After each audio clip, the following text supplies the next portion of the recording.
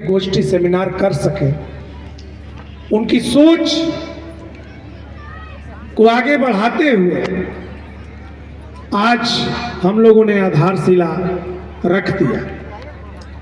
अब जरूरत है, जिस तरह से कोरोना काल में आप लोगों ने त्याग की प्रतिमूर्ति बन करके धम्मदान कराने का जो संकल्प लिए,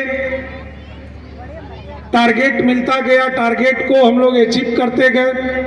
अब जरूरत है संपूर्ण सम्राट अशोक क्लब को बिहार से लेकर के दिल्ली से लेकर के जहां तक है कि ये सिर्फ आधारशिला रख देने से कुछ नहीं होगा।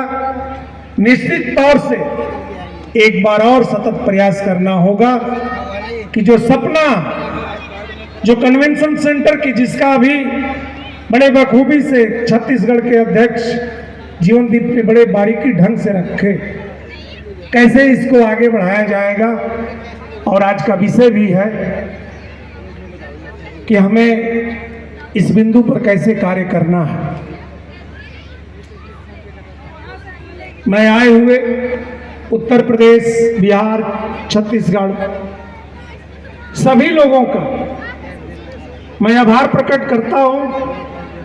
इतने सुदूर भी अगर आपको आमंत्रित किया गया तो निश्चित तौर से अपने लक्ष्य को पाने के लिए आपने 24 घंटा 48 घंटे का सफर तय करके यहाँ आए हैं।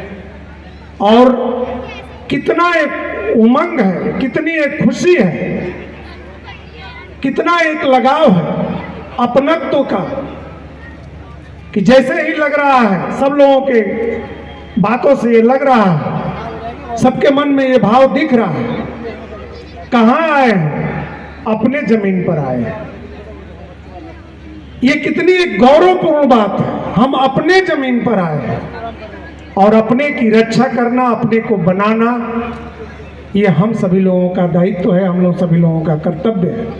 इसलिए आज आधारशिला के माध्यम से हम लोगों को आगे के लक्ष्य, जो भी हमारे वरिष्ठ पदाधिकारीगण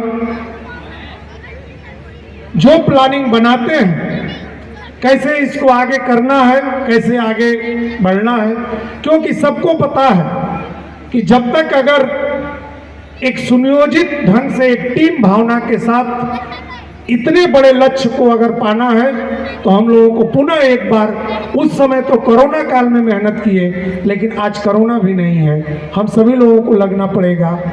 मैं पुनः जो भी हमारा अवशेष समय है, मैं अपने अगले वक्ता को भी समर्पित करता हूं। और आए हुए सभी प्रबुद्ध और सम्राट अशोक क्लब के समर्पित माताएं, बहनों और कार्यकर्ताओं का आभार व्यक्त करते हुए बहुत बहुत धन्यवाद। जय भारत, जय अशोक, नमो बुद्धाय।